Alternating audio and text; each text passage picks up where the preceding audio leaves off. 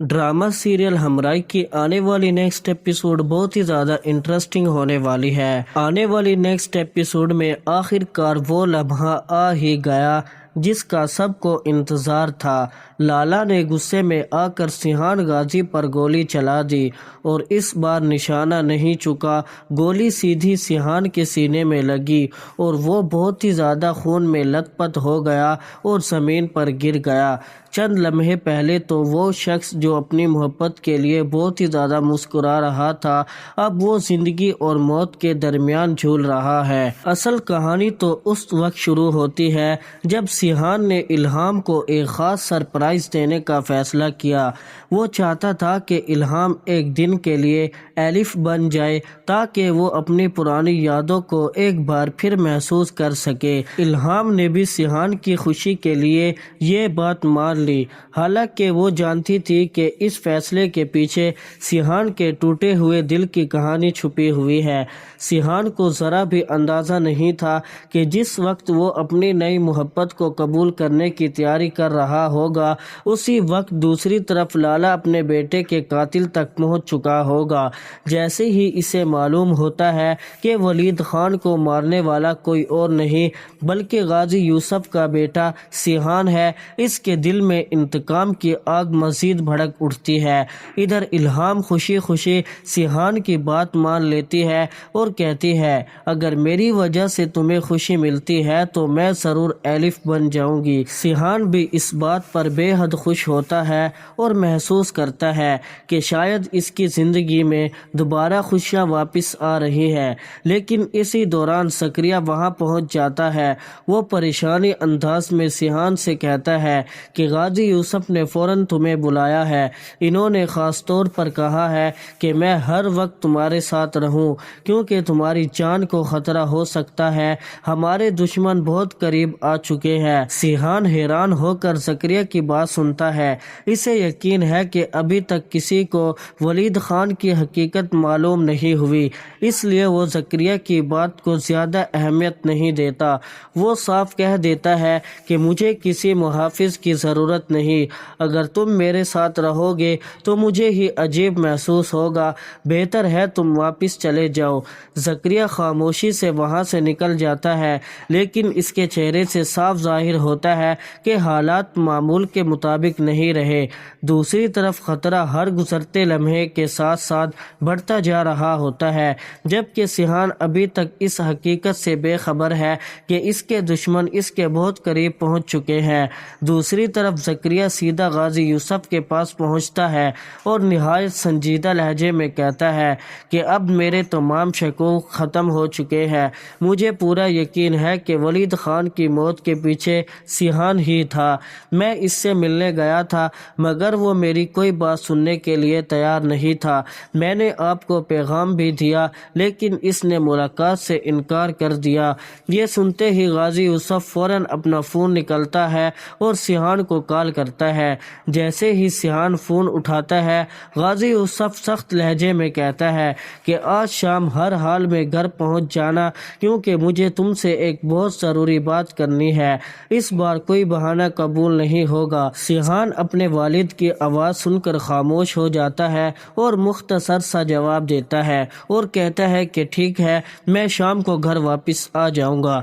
इधर इल्हाम भी वापस आकर दोबारा खुद को एलिफ की तरह तैयार करती है। वो वैसे ही कपड़े पहनती है, बाल भी उसी अंदाज में बनाती है और खामोशी से सिहान का इंतज़ार करने लगती है।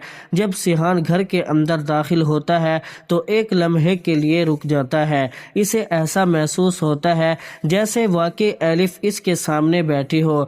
फिर वो खुद को संभालता है और मुस्कुरा कर कहता है कि आज तुम बिल्कुल एलिफ जैसी लग रही हो। एक लम्हे के लिए मुझे लगा जैसे वक्त वापस पलट आया हो। दोनों मिलकर केक काटते हैं, लेकिन इल्हाम के दिल में अजीब सी कैफियत होती है। इसे एहसास होता है कि सिहान अभी तक एलिफ की यादों से पूरी तरह बाहर नहीं आ सका। इसके बावजूद वो सिहान की खुशी के लिए खामोश रहती है।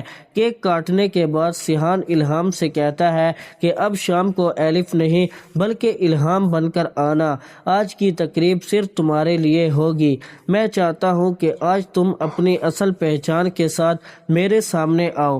یہ سن کر الہام کے چہرے پر مسکراہٹ آ جاتی ہے اور وہ خوشی خوشی تیاری کرنے چلی جاتی ہے۔ اسی دوران سیحان اپنے والد غازی یوسف کے گھر پہنچ جاتا ہے۔ غازی یوسف اسے دیکھتے ہی نہایت سنجیدگی سے کہتا ہے کہ تمہیں شاید اندازہ نہیں ہے کہ تم نے کتنی بڑی مصیبت اپنے سر لے لی ہے۔ ولید خان کوئی عام آدمی نہیں تھا، وہ لالا کا بیٹا تھا۔ اگر لالا کو یہ حقیقت معلوم ہو گئی وہ تمہیں کبھی بھی معاف نہیں کرے گا اور ہر قیمت پر تم سے بدلہ لے گا۔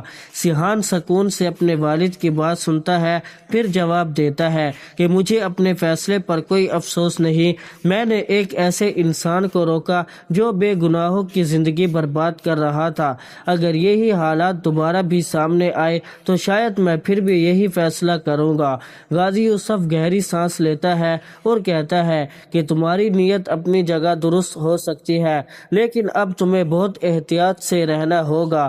آج کے بعد زکریا ہر وقت تمہارے ساتھ رہے گا، کیونکہ مجھے یقین ہے کہ لالا جلد تم تک پہنچ جائے گا اور اسی دن بہت ہی بڑی جنگ شروع ہو جائے گی۔ ادھر لالا کے آدمی ہر طرف سیحان کی تلاش میں پھیل چکے ہوتے ہیں۔ لالا کا غصہ ہر گزرتے لمحے کے ساتھ بڑھ رہا ہوتا ہے۔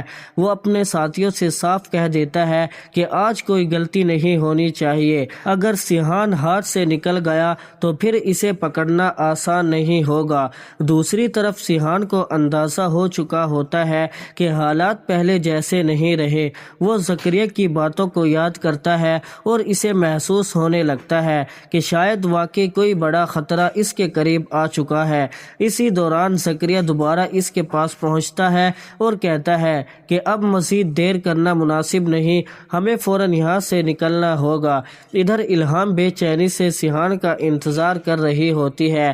اس کے دل میں عجیب سا خوف بیٹھ جاتا ہے، جیسے کوئی بڑا حادثہ ہونے والا ہے۔ وہ بار بار سیحان کو فون کرنے کی کوشش کرتی ہے مگر رابطہ نہیں ہو پاتا۔ ہر گزرتا لمحہ اس کی پریشانی میں اضافہ کر دیتا ہے۔ غازی یوسف بھی اپنے آدمیوں کو حکم دیتا ہے کہ سیحان کی حفاظت ہر قیمت پر کی جائے۔ وہ جانتا ہے کہ اگر لالا اور سیحان کا آمنا سامنا ہو گیا تو حالات قابو سے باہر ہو جائیں گے۔ وہ خود بھی گھر سے نکل پڑتا ہے تاکہ وقت رہتے معاملہ سنبھل سکے۔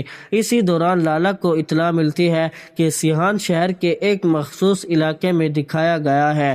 وہ فوراً اپنے آدمیوں کے ساتھ وہاں روانہ ہو جاتا ہے۔ دوسری طرف زکریا سیحان کو محفوظ مقام پر لے جانے کی کوشش کرتا ہے، لیکن اسے محسوس ہوتا ہے کہ دشمن ان کے قریب بہت ہی زیادہ جلد آ چکے ہیں اور بہت ہی قریب بھی پہنچ چکے ہیں، جہاں وہ سیحان کو یہی کہتا ہے کہ ہمیں جلد سے جلد یہاں سے نکلنا ہوگا۔ جیسے ہی وہ لوگ نکلتے ہیں تو لالا بھی ان کے سامنے آ جاتا ہے۔ لالا کو دیکھ کر غازی یوسف اور سیحان بہت ہی زیادہ پریشان ہو جاتے ہیں، جہاں سیحان لالا کو یہی کہتا ہے کہ میں نے تمہارے بیٹے کو نہیں مارا، تمہارا بیٹا مجھے مارنے کی کوشش کر رہا تھا، اس لیے میں نے اپنی جان بچانے کے لیے تمہارے بیٹے کی جان لے لی۔ یہ سن کر لالا کو بہت ہی زیادہ غصہ آتا ہے، جہاں لالا بھی پستول اٹھاتا ہے اور وہ سیدھا سیحان کے سینے پر رکھ دیتا ہے اور کہتا ہے کہ جیسے تم نے میرے بیٹے کی جان لی، اب میں ہی تمہاری جان لوں گا، کیونکہ مجھے اپنے بیٹے کا بدلہ لینا ہے۔ یہ سن کر سیحان بہت ہی زیادہ پریشان ہو جاتا ہے اور کہتا ہے کہ میں جان بوجھ کر تمہارے بیٹے کو مارنے نہیں آیا تھا، میں تو تمہارے بیٹے سے بات کرنے آیا تھا، لیکن تمہارے بیٹے نے ہی مجھ پر گن ٹھان لی تھی، اس لیے مجھے اپنی جان بچانی پڑی، اس لیے ہاتھا پائی میں تمہارے بیٹے کی جان چلی گئی، اس میں میرا کوئی قصور نہیں ہے۔ جہاں لالا بھی غصے میں آ جاتا ہے۔ تو آپ کو کیا لگتا ہے، کیا اب سیحان مر جائے گا؟ کیا غازی یوسف اپنے بیٹے کو بچا پائے گا؟ کیا اب الہام اپنی محبت کا اظہار کر دے گی سیحان سے؟ آپ کی اس میں کیا رائے ہے؟ اپنی رائے کمنٹس میں ضرور بتائیں۔ اگر آپ کو یہ ڈرامہ بہت ہی زیادہ اچھا لگتا ہے تو لائک کریں، چینل پر اگر نیو ہے چینل کو سبسکرائب کرنا نہ بھولیں۔